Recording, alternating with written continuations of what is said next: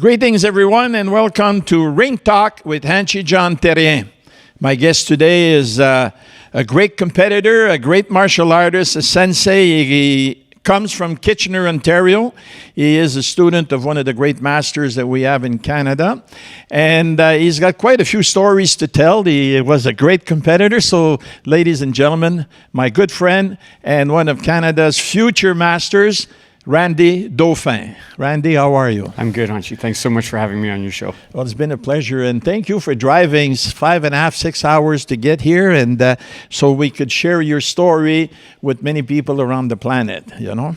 And before I forget, there's a show called PKCC, Punch, Kick, Choke, and Chat, and you are one of the founders of that, and I had the pleasure to do your show, and it's always fantastic, and you're recording the history of Canada in martial arts and abroad. Yes. So, you're a two-time guest, Hanshi. You're one of the few who is on twice. So I'm privileged. Thank you so much.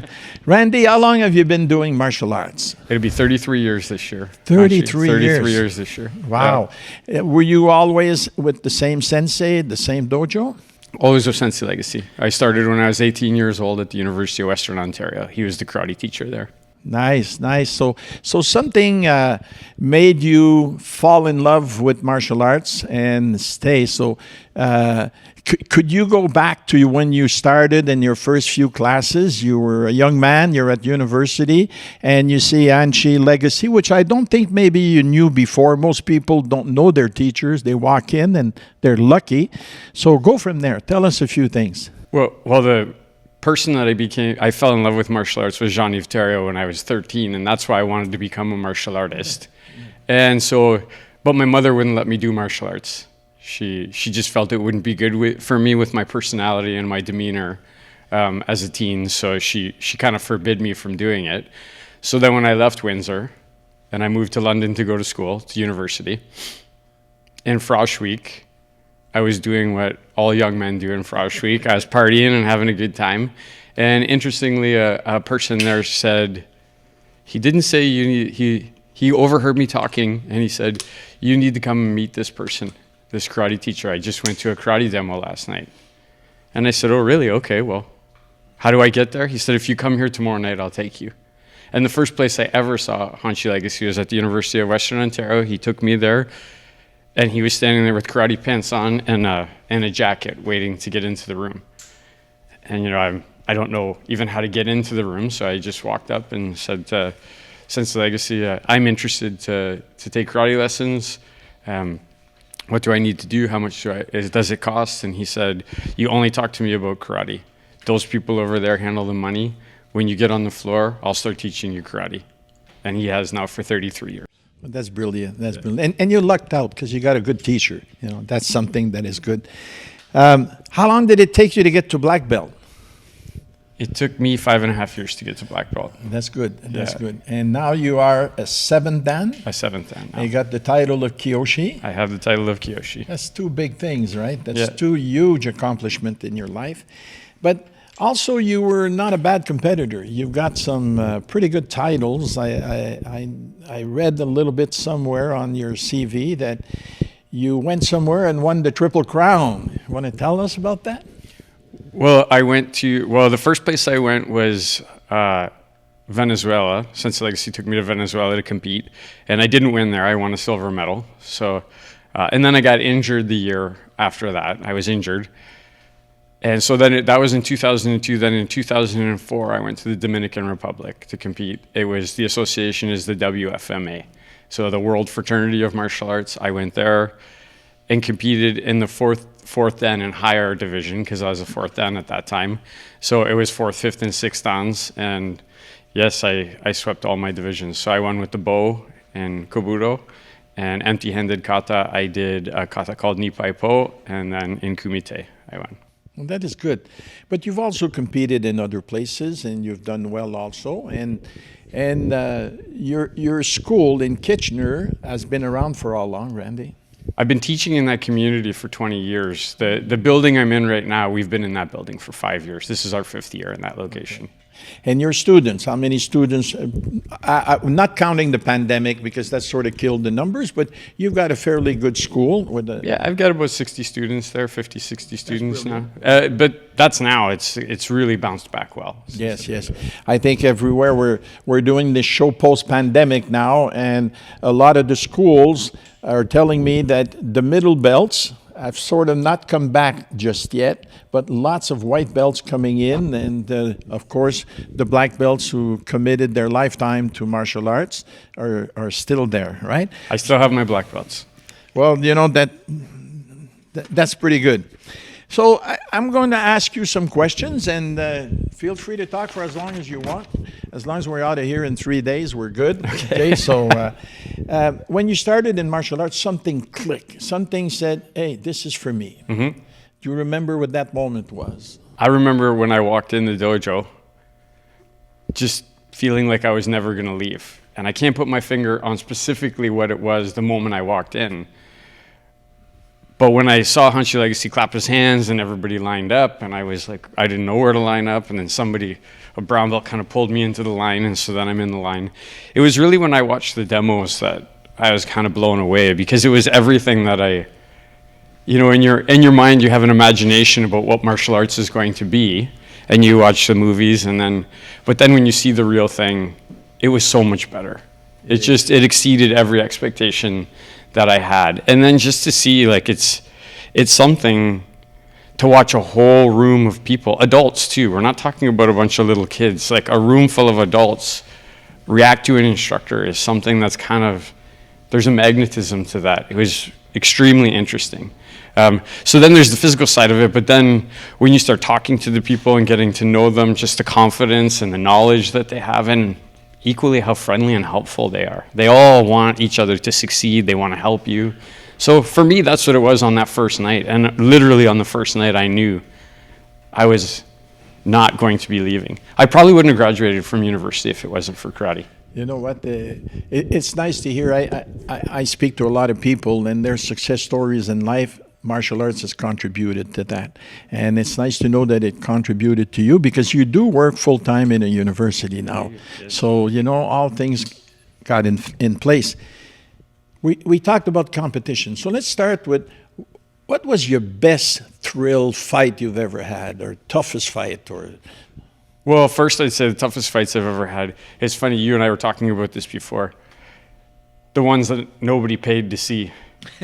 Right? The ones in the dojo were always, like, I spent, I'm not exaggerating, a decade going every Saturday morning and fighting with Senseï Legacy. Those fights were the best fights. Like, in my mind, I still remember things that we did that it's just not the same as when you fight in a ring. But, you know, to be honest with you, probably one of the best fights, I fought a person named Peezee Dauphin, really good friend of mine still, really like the guy, great. He was a NASCA competitor, did really good on the NASCA circuit. And Senseï Legacy's tournament, the Matsumoto Challenge, I was fighting in the black belt division. Pete and I kind of knew we were gonna, if things went the way they should, we were gonna see each other in the finals. And we did, and the funny thing about that moment was I ended up winning point karate 5-0, so I beat him 5-0. And again, Pete's beat me many times too, so I'm not trying to make a name for myself at Pete's expense. But the funny thing was, one of my seniors was a corner referee, and when I got the 5th point, I kind of slid across the ring, and Pete kind of chased me, and then all of a sudden I just put the brakes on and hit him with a side kick, and he knew that, like, everybody in the building knew that I had just gotten the point. But the one referee who was pulling for me, the one corner referee who was pulling for me, threw his hands up in the air with the flag in the air, and then put his hands back down right away, because he didn't want people to think he was cheating. But of course he wasn't cheating. It was just a funny moment. That's a reaction. Yeah.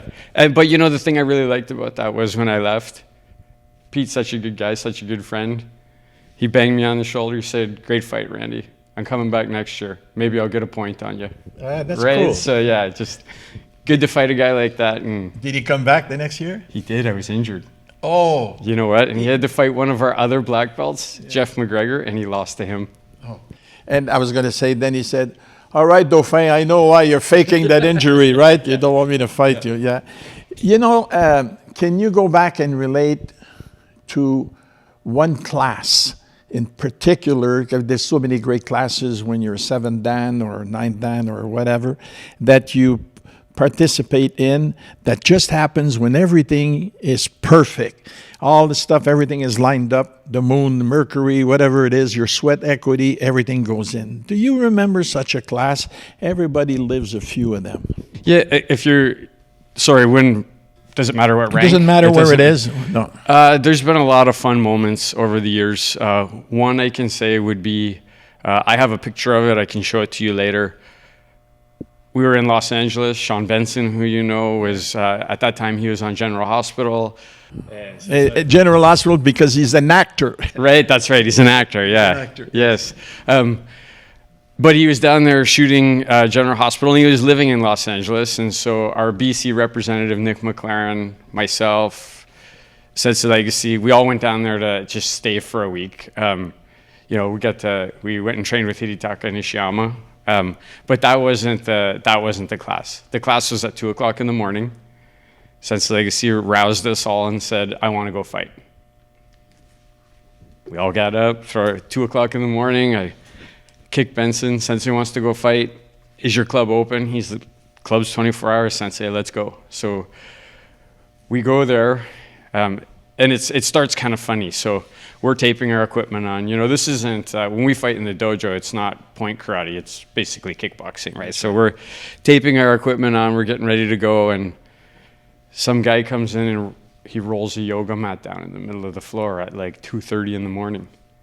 And Senseï Legacy says to me, hey, tell that guy we're going to be fighting and he might not want to be here. So I go over and I go, excuse me, sir. Yeah. I said, well, we're going to be fighting here in a minute, and this might not be the best place for you to do yoga. He says, I'll be fine. So I went back to Senseï Legacy. He says, what did he say? He said he'll be fine. Well, we started to fight, and it's not fighting for the faint of heart. It was great. The room was warm. It was dark. The lights were really good. Everybody was at a high level. Sean Benson, I think, was the low rank. And he himself was a 3rd Dan at that time, so not a low rank. And we're having this great fight, but I'm fighting with Senseï Legacy, and all of a sudden he starts to laugh. And I said, I'm thinking, is my belt untied? And he goes, look. And I look over my shoulder, and the yoga guy has his mat, and he's up against the wall, and he's sliding for the door because he doesn't want to try and walk through the middle of the room while we're fighting. But that class itself, it stands out as one of the ones. We talk about it over and over again, the people who participated in that. The fighting was good. The atmosphere was good. We were traveling, so everybody was in a good mood. Just a great class. Yeah, I know some of them. One time I'm in London, England. Richard Morris was one of my sensei. And there was about 5 or 6 of the top guys. Senseï, there was Cheek, and there was Rooney. We're just there. And Richard Morris said something similar, and he says, okay, let's train. Okay, we were doing a photo session, we were doing videos, whatever it was, and we trained, I think, for about 3 hours. And it was hot as hell, and but it was so powerful. And to me, that stayed, and there's a photo that I've got somewhere of Richard Morris, Brian Cheek, Senseï, and myself, and it was after the workout. And you look in the face, we're all burnt out, so those are good. Best seminar you've ever taken? Oof. Or one of the best, because, Yeah, I mean, I've been to a bunch. I'm not prepared for that question. A bunch jump out in my mind. I've been to a great seminar was one with Hanshi Therien and Bill Adams' dojo in Buffalo.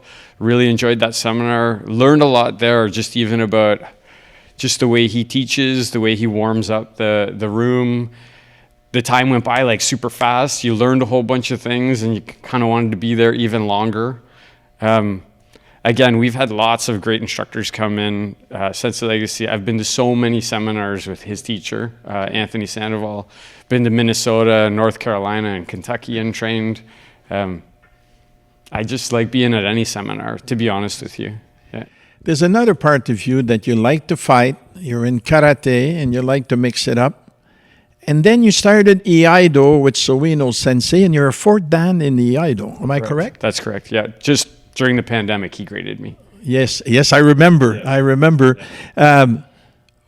What made you go to Iaido? Why? I hate to always say this, Hanshi, I don't hate to say it, but if you're a student, it's not often your choice. You follow your teacher, and my teacher is Gary Legacy. And so the associations I fought in, the people I fought, the things, I didn't go pick them. Yeah. That was him saying to me, I think this will be good for you. And Senseï Legacy was interested in Iaido. And he actually has a Shodan ranking from Senseï as well. And he said to me, I was a brown belt at the time, I'm going to do Iaido, Randy. I think you should try this. I think you should do it. And I started doing it. And I got to be honest with you, when I first started doing it, I didn't really like it that much. It wasn't the same experience as karate where I loved it just off the hop. But then after a while, I don't know why, it's just something. Now, Senseï himself, it's easy to be enamored by him. He is the best when he swings a sword. So it's easy to be enamored by him. When you're a martial artist, you can recognize another great martial artist. But I got into it because Senseï Legacy said he wanted me to do it and try it with him, so I did.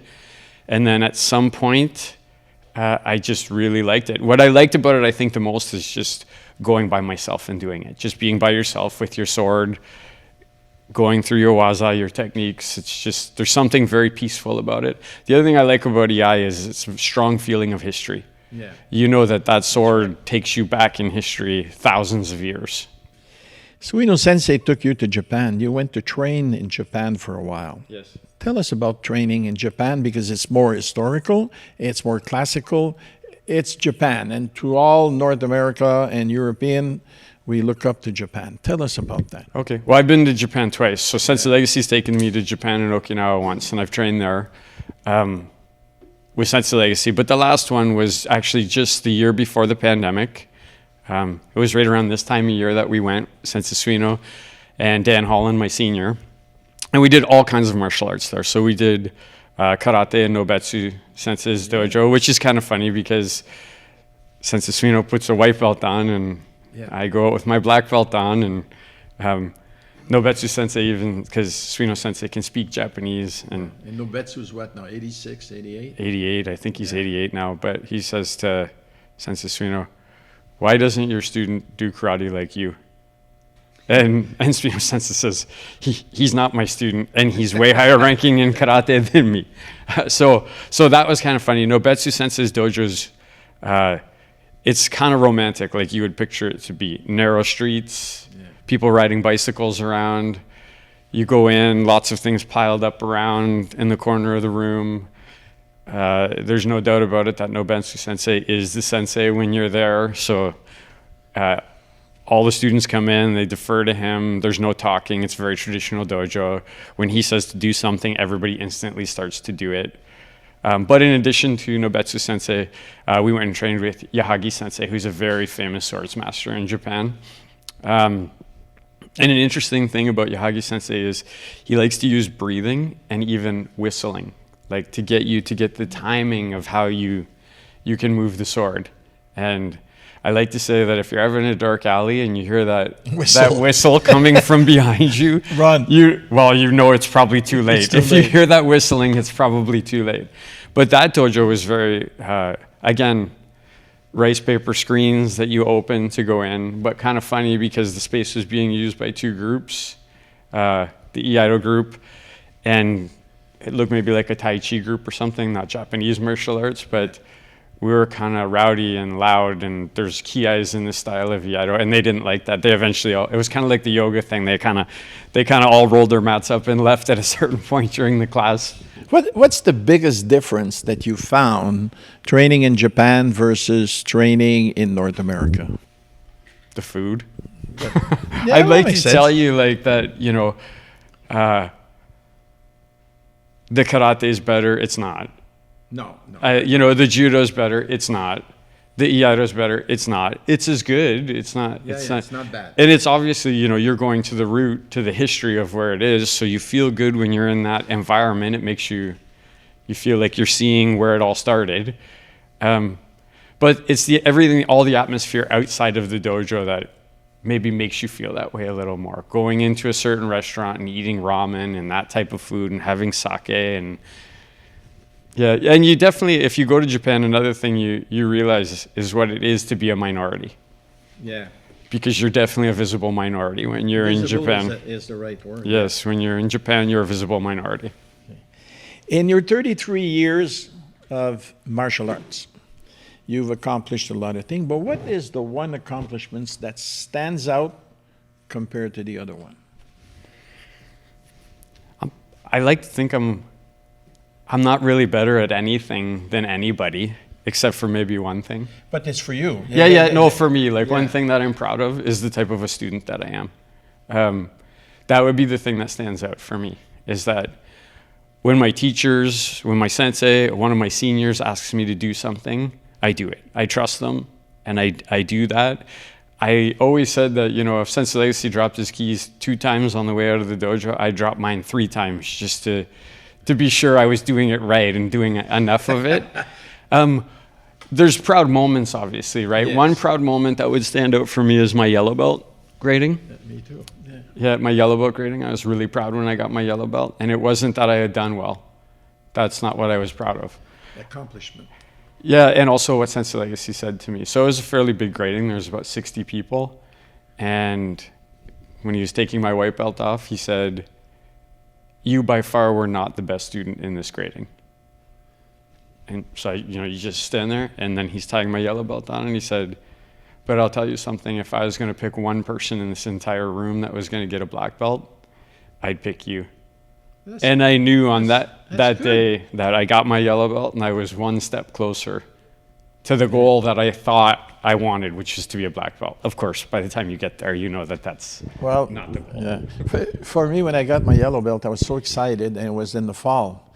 I had no boots and just had a pair of shoes. But while we were training, snow came down.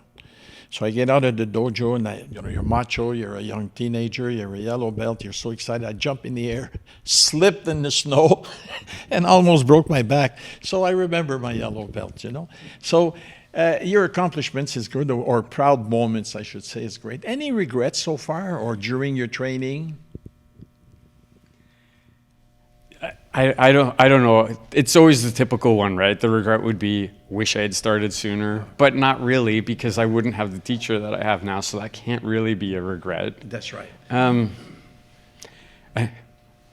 don't know, maybe I wish the UFC had been around sooner. Yeah. Maybe, I guess it's, when you look, you're like, I'm really happy at the path that I'm on and the things that I'm doing. My life is great. I have a great partner, I have great kids, I have great teachers, yes. I have great friends, and it all just seems to be getting better and better. And one of the qualities that you have that I admired in you, I've known you for a few years now, it's the respect that you have for you have 2 senseis. One in karate, which is Hanshi Legacy. You have the ultimate and utmost respect, like every student should have for their sensei, and also Suino Sensei in Iaido. And that, to me, is a sign of when Hanshi Legacy gave you your yellow belt. And he said, you were not the best today, son, but one day you're going to be a black belt and a good one. That's what maybe he saw in you, because I see that in you. And that, to me, is worth everything. So that is pretty good. Is there anybody you love to train with? Not your sensei, but maybe you've got you spoke about Sean Benson, or it could be Robert Schlumsley, or it could be whoever you want, that you really like to put the gloves on and spar, or do kata, or do iaido. There's so many good black belts in Legacy Shiran. I've done. It was really nice recently to just go to the dojo and do weight crane. John Kettleberger was there. Just went off to the side with him. Did some weight crane, Hakatsudu with him. I think when we were getting ready to do World Martial Arts Live, we had sent in some videos. And on that day, Senseï Legacy had Scott Powerin and I just doing some weight crane together. It was really, really good. It's good when you can do things with people like that. These are my seniors now. They've been... I'm 33 years in, they're 45, going on 50 years in, but it's nice when you can go in and do classical movements like that really, really tight. You're not looking over your shoulder, you're just feeling the move and the groove with them while you're doing it. As far as fighting goes, it's Friday Night Fight Club. I like fighting with white belts. I like fighting with, it doesn't matter. I like fighting with everybody. It's all good. It is all good. And you know, I gotta share a moment with you about training partners. I'm in the south of France with Senseï, Hanshi Borkowski, and myself. And we're going to train on an island. So we do the training, but the next day is on an island. So the whole crew gets on a boat. We get to the island, and I'm teaching the first class. As I'm teaching the first class, you know, you go around, check the students. I look out. Hanshi Borkowski teamed up with Senseï to train together what I'm teaching. Then I finish my class, and it's roughly an hour. Then Senseï teaches Goshindo. I teach Jiu-Jitsu. So he's teaching Goshindo, and I train with Hanshi Borkowski Goshindo. And it's a completely different move. And then the last class, it's Hanshi Borkowski teaching karate, and I train with Senseï. And it's funny. And then some students come up and they say, you know, that was nice to see. Well, I learned something, you know, and the more you practice, so the better it is. You're moving up as a 7th Dan and being a Kyoshi. You got any great advice for some people that are walking the talk right now, a bit younger, been around? Any advice? It's not about you. No. If you're going to be a teacher, it's not about you. It's about them. It's about your art. For me, it's about karate. And it's about my association, and it's about my students. And if you are a teacher, if you ever are lucky enough to be in the position where somebody's going to come to you and say, could you help me? Can you show me something? Number one, I think you have to be knowledgeable. Yeah. If you don't have the knowledge, then you shouldn't be trying to teach it to somebody. Number two, I really think you have to have a consistent approach to teaching. You can't be a Dr. Jekyll and Mr. Hyde. You can't come in one day and you're telling the students, oh, you're the best. And then the next day you're telling the same person, you're cutting the legs out from underneath them. And then I think the third thing would be you have to be accessible. You can't be one of those senseis you're up in this lofty position, nobody's allowed to approach you. You have to be accessible to the students. Whether that's a little kid who's a white belt, first class, or somebody who's been with you for 20 or 30 years. You have to be approachable and available. You know, little kids come to Capital Conquest, and I make a big deal with them with great seminars, and I put the best people with kids, not the best people in martial arts, but the best children instructor. So the parents bring them there, the kids grow up, they bring their kids, because they remember when they were little how good it was, and this is what is happening to you, you know. Yeah. Could I say one more thing, Hanshi? Yeah, the other thing is, don't lie to people. Don't tell them that there's something that they're not, and especially not for your own motivation, because you want a black belt, you want to be the sensei of a black belt, you want a bigger bank account, don't get in teaching martial arts if those are your motivations. I know. And you know what? Sometimes I hear people, I'm going to open a business. And I say, well, what's your business? I'm going to open a karate school. Oh, okay. It won't go too far. Earn a living. Right. For sure, you know. Charge, make as much as you can, but be a karate instructor, you know. Your best contribution so far, what is it? I think it's just continuing to carry. I'm not sure I have it yet. Right now so far, so since you said so far, it's just carrying it forward, right? Being a good student. I've learned the Legacy Shihan curriculum. I've learned the Ishin Ryu Iaido system. I've learned the White Crane system. I feel knowledgeable about those things. I'm still training it and learning it, practicing my bunkai. I'm happy that I'm in a position now where I can take that and keep kicking the ball down the field farther for. You know, your sensei, and she says that his title should be student all your life. And I found that really sharp, because we're all students, right? But you do make a difference, and you made a contribution. Remember that kid who was 18 years old at university who met Hanshi and started doing karate? He made a contribution in your life, right? He changed you to a certain way, and I'm sure you've done that, because I know some of your students. Yeah, it's funny you say that. Even recently, Hanshi, we had a black belt meeting. There's a little kid. His name is Ravana. He's maybe 6 years old, and you can just tell he has some attention deficit problems. The first day in the dojo, he runs in with snowy boots on, tries to grab a katana off of it. And, I run over there and scoop him up, and his feet are kicking, and I bring him back to his parents. And so they sign him up, and after a few weeks, one of my black belts, Sean Plewert, says, I don't think he's going to make it here, Sensei. He's too disruptive. And I said, Sean, that kid's you. You were that kid. Sean Benson? No, this is Sean Plewert, a different Sean. I said, you were that kid. I was constantly getting called by your teachers. Your parents are complaining about the way you were all the time when you were 6, 7 years old. I said, you just hang with that little kid a little longer. Your rewards are going to come. He's going to graduate from university. He's going to get married. You'll be standing there watching.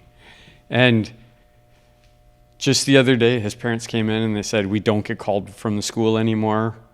They don't call. He doesn't run out of class. He's not disruptive. When he comes to the karate class, he lines up. Of course, he can't do everything very well yet, but he tries really hard all the time. And so, it's good. Yeah. It's good. One thing I know about you too is like you train hard. You train strength training. You train hard. You do all your sparring. You do everything. You mentioned before I go to your routine, World Martial Arts Live in May 2021. There was 24 hours of training. How many classes did you do, and how many hours in the 24 hours did you train? 24. 24 out of 24, folks. This guy is the Iron Man of martial arts. Nobody else, okay. There's a couple of students in Ireland who did 24 hours, and there's one more that I know. Right. So I call it the Iron Man. So that is pretty good. Put us through, like, the people listening to this are martial artists, okay? And you reap what you sow with martial arts, right? If you train a certain way, you mentioned Jean-Yves Thériault was one of your idols back in the day. Well, he trained every day, and he trained hard, and he trained well, and he mastered the basics of basics, and that brought him to the World Championship. Put us through a normal week of training. You don't give me 7 days of whatever, but what you do on a regular basis in different parts of your training to better your karate, maybe your sparring, maybe kata or whatever. Okay, well, outside of teaching, right? Yeah, outside of teaching, I go to the dojo after work every day. So I go to the dojo every day after work. I'll get to the dojo about 4:30. And then classes usually start about 6, so that gives me an hour and a half by myself. So I go for an hour and a half by myself. I always start by doing kata. I always do some traditional karate or iaido alone. And then I'll try and do at least 40 minutes of some really hard, rigorous exercise. Kettlebell routine. I like to keep it like primary things. I jump rope for cardio. I jump rope. I run, I do burpees. That's my cardio. I jump rope. For strength, muscular endurance, lots of kettlebells. So Turkish get-ups, clean press lunge, kettlebell swings, sumo squats, thrusters. I like to do a heavy 5x5. So the big 5 exercises, squat, deadlift, bench, bent row, overhead press. And then I like to take all those things and just keep mixing it up. So, do my basics then do some kettlebell exercise. Like do my karate basics, do some kettlebell exercises. Do the 5x5, putting lots of jump rope in between each exercise, right? So that's it. Sometimes it's pretty basic. I'll just skip rope for an hour. I'll just put the TV on in the dojo and just skip rope for an hour. That's marvelous. Right. And you're still a kid. You're just half a century now, and you're still doing it. And all of that had made your karate better, made you more powerful in some ways, a better technician because you teach and you know when to hold them and when to fold them, right? Well, I don't think at 50 I would be able to fight as well with some of the younger black belts. Like some of the younger black belts in Legacy Shihan, these are tough guys, right? They're somewhere between 25 and 35 years old. I'm not a huge human being. I only weigh 155, 160 pounds. Some of these people are big, 180, 190 pounds. I'm still in there pretty good, fighting with them, moving around. So I feel good about that. And I think all the training is what keeps that going. Well, you know what? Keep it up. Whatever you're doing, keep it up. Because I know, because at one point I slowed it down. Mistake. Then I had to pick myself back up. I'm 73 now, and it's harder every day. I walk, I'm in pain until I reach a certain plateau. Then I feel good, you know. So I always tell when I'm training, because I'm the only old guy there, I said I'm the best 73-year-old here. Thank God there's nobody else, you know. Where do you see martial arts in 10 years, in general? That's a good question. I've been thinking about that quite a bit lately, because one of the things I hear people saying is now that the pandemic's over and people are coming back in the dojo, it's an opportunity maybe to do things different. I hope different means classical or traditional. In my community, sadly, a lot of the dojos that were business operated, they've closed down. Like, you know, you wanted to start a business, you started that business. And it's something that I learned during the pandemic. One of my students, her name is Victoria Feth, said to me, you know, Sensei, our dojo lasted because you don't run a transactional based dojo. We have a family dojo here. We don't pay you for a product. We pay you to be honest, and we pay you to have a space where we can all come together and train. I'd like to see it more move in that direction again, more towards the training and less towards the glory and the money and all the other accolades, more towards the sweat equity. Yeah, I know of some schools, and they go to the US Open, and they go fight in Europe, and they go all over, and they bring their students. They run a school, they take a hit financially during the pandemic, they still prepare their students, they're competing also, and then they go out. Those guys I admire, because today's generation are doing things we've never done, right, for sure. And the traditional side is coming back, I think, more and more, and then we'll be able to put the traditional side with what's happening today, but not, I think what they've got today right up to early black belt is fantastic. It's really fantastic. And there's things you can do when you're in your teens or 20s that you can't do when you're 50, 60, 70, you know. So that to me is things, okay? I say to my students, Hanshi, that I'm better at 50. I could beat the 40-year-old Randy, the 30-year-old Randy, the 20-year-old Randy at everything except recovering. Yeah, yeah, you know what? Yeah, I like that. I'm going to ask you some questions now, okay? Some different kinds of questions, and there is no bad answer, okay? There's 5 persons that you would like to say thank you, okay? Who are those persons? One would be the person that worries about you. Which one? Who's that person that you would like to say thank you because you worry about me? It would have to be, well, she's no longer here, but it would be my mother. Okay. Yeah. That's good. Who's the person that corrects you when you screw up in life or in martial arts or whatever?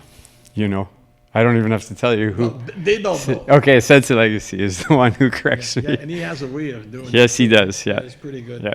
I know the answer to this one too. Who's the person or persons that are the closest to you and back you up in what you do? My partner, Christine, Senseï Legacy, and my daughter, Sydney. Who wants to see you smile all the time? I guess that would be my daughter, Sydney. She wants me to be happy. That's a great question, yeah. And she's a great black belt. Yeah, she's very Tell us good. about Sydney.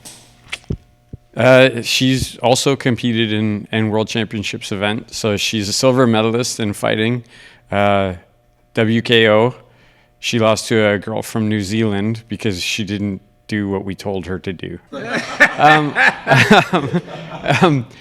Really, really, really good person. Like, you know, it's funny because she got the worst parent. Like, I was the worst dad to her because I didn't know what I was doing and she's the oldest one. But she's the one who's just doing so well. Just graduated from university, still training karate. She's only 23 years old. Has a really good partner now. His name is Nick, 6'8", big giant guy in the military. Wow. She got a great job. She's living out in Campbell River, BC, living her best life. just a beautiful person, like beautiful looking and just a beautiful human being. She's a nice person. She's Yeah. a genuine, well-rounded person. Who's the person that tells you the truth all the time? Christine tells me the truth all the time. And that sucks sometimes. Huh? Yeah. I know. I've been at the first. Okay, now we're going to speed questions, and we're at the end of our interview. And you answer short. I got that from PKCC. Good. You did that to me, so I'm going to return the favor. Okay. Okay. Favorite music? The Rolling Stones. Rolling Stones. Hey. All right. Favorite food? I don't know. I like all food. I just said that to TL. Like we were just. I like. How about I'll say Mexican? Pops into my head. Mexican food. Okay. Best friends? I have good friends. Senseï Legacy is one of my best friends. Senseï Benson, Sean Benson is one of my best friends. Nick Swino is one of my best friends. Like my community of friends is. I'm blessed. I have the best friends. And friends are precious. Yes. Really precious. What's your favorite sport outside of martial arts? Hockey or football? Who's your best hockey team? Montreal Canadiens. I knew that was coming. We were talking about Guy Lafleur. He was drafted in 1971, the year I was born. Really? Yes. Well, you know what? They're fighting in Montreal now to have the Molson Cup changed to the Guy Lafleur Cup. I hope they do it. I hope they do it. And he's having a tough time. He's being challenged again, and looks like he's going to win. Best athlete that you know outside of martial arts? Outside of martial arts. Maybe Usain Bolt, Michael Jordan. Not bad choice. Not a bad choice. Best movie? Forrest Gump. That's A good movie, right? Forrest Gump's a good movie. Okay, all right. That's good. The Bubba Shrimp Company. That's I love right, that. yeah. Any hobbies outside of martial arts? I like to fish. I like to hunt. I'm a firearms enthusiast. Okay. Yeah. Okay. Yeah. Well, Randy, all I can say is thank you for contributing here today. I know you, and I've learned a few things about you.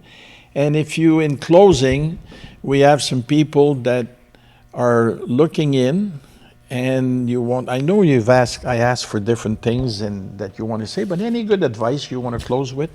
Yeah, you should pay attention to this stuff. You should pay attention to the people who were here before you, people like Hanshi Therien, Hanshi Legacy. If you're a younger person, listen, learn. These podcasts are great. These things that people are doing, it makes it easier, but also maybe you don't value it as much. Value it. Be grateful that these things are happening and you have access to this. Well, I think that's great because, in 20, 30 years from now, at least I'm gone, Hanshi Legacy's gone, but there's whatever we talked about stays, and you guys are there. Randy, keep up the good thing, and I want you to make me one promise now.